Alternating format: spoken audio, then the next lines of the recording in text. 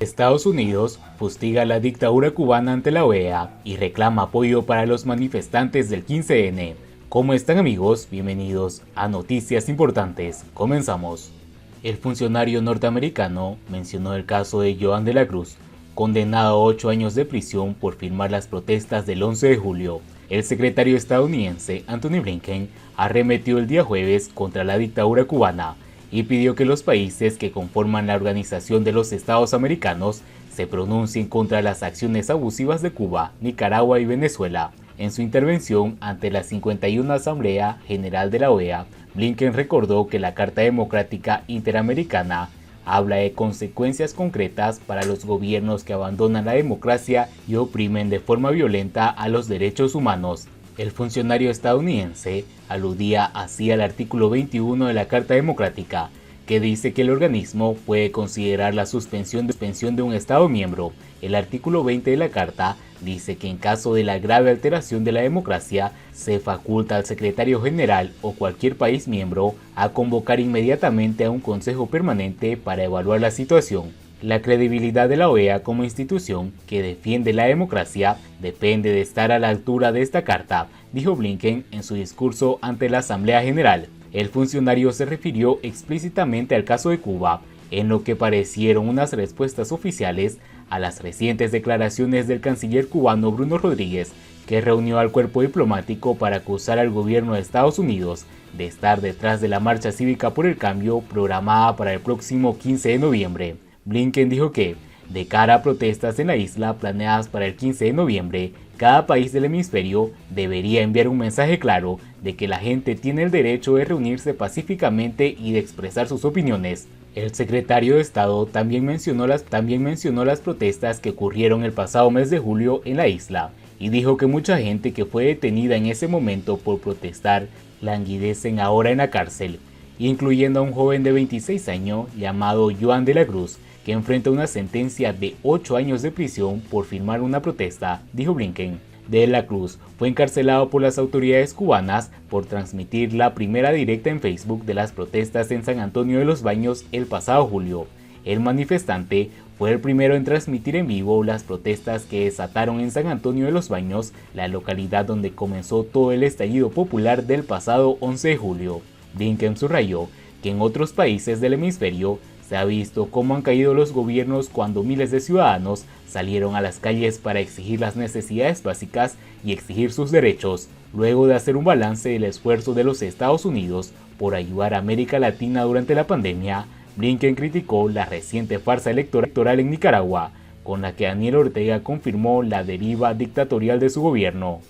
Mientras tanto, el títere castrista Díaz-Canel asegura que la revolución cubana nunca va a caer. Despierten de ese sueño. El obstinado deseo de ver el fin de la revolución fundada por Fidel Castro nunca será realidad, dijo el títere castrista Díaz-Canel en Twitter. El mandatario cubano Miguel Díaz-Canel aseguró que la revolución nunca va a caer y dijo que quienes desean un cambio político en Cuba que despierten de ese sueño. Lo ha dicho nuestro canciller y lo reiteró, la política de Estados Unidos contra Cuba está destinada al fracaso desde hace más de 60 años. El títere castrista se refirió en su mensaje a un discurso pronunciado por el canciller cubano Bruno Rodríguez el pasado miércoles ante el cuerpo diplomático acreditado en La Habana. El objetivo del encuentro fue atacar a los promotores de la marcha pacífica prevista para el 15 de noviembre, acusándolos de estar financiados como siempre por el gobierno de Estados Unidos. Rodríguez indicó que en la isla no existen acciones autóctonas de la oposición al gobierno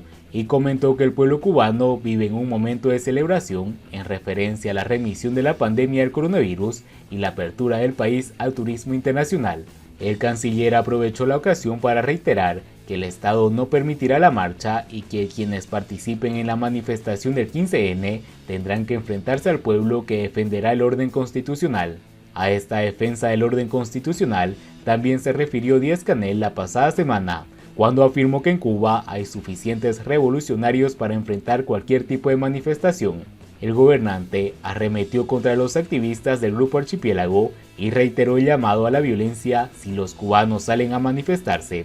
Sus palabras rememoraron a las protestas del 11 de julio, específicamente al momento cuando aseguró que la orden de combate está dado y propició un enfrentamiento entre tanto. El régimen cubano contra el 15N entre dementes y descarados. Sin duda, los comunistas cubanos andan tan asustados y faltos de idea, tan arrinconados y aturdidos en el cuadrilátero de pelea, que sus cabezas noqueadas solo pueden generar sandeces. En vista de que han sido derrotados por la oposición del ciberespacio, el canciller del régimen cubano pretende demandar a Facebook, mientras que el secretario de la organización política y de cuadros del Partido Comunista publica en Twitter una caricatura que sin duda se expresa, además de la desesperación en la que hunden el sistema, las más profundas aspiraciones de la dictadura, es decir, un entorno a aquellos tiempos en que tenían el monopolio de la información, porque el internet y las redes sociales o no existían o bien ya estaban prohibidas. Pero llegó el momento en que, para continuar llenándose los bolsillos en un mundo digitalmente interconectado, los mandamases de la dictadura se vieron obligados a abrir las puertas a las nuevas tecnologías, y aquellas peleas desigual entre abusadores y abusados se ha ido emparejando al punto de verse obligados los primeros a quitarse la careta de buenos de la izquierda universal y revelarse ante el mundo como lo que siempre han sido, una pandilla de vividores que han secuestrado el poder con la pretensión de eternizarse en el poder. La caricatura divulgada por el sustituto de Machado Ventura, por ilusoria, supongo que ha tenido una similar función a los bisontes y las escenas de cacerías que divulgaban los cavernícolas en las cuevas, aunque estas últimas se pueden llamar arte, algo que no pudiéramos hacer con lo que dibujan estos trogloditas del oficialismo, mucho más en conciencia con ella, la creatividad aberrante del grupo de ilustración pública y la propaganda del Tercer Reich. Dicen que los primitivos prehistóricos dibujaban sus deseos como un ritual para concretarlos y alguna que otra vez, después de varios intentos fallidos, los alcanzaban, porque pretendían dar muerte a un animal que abundaba por miles en las praderas,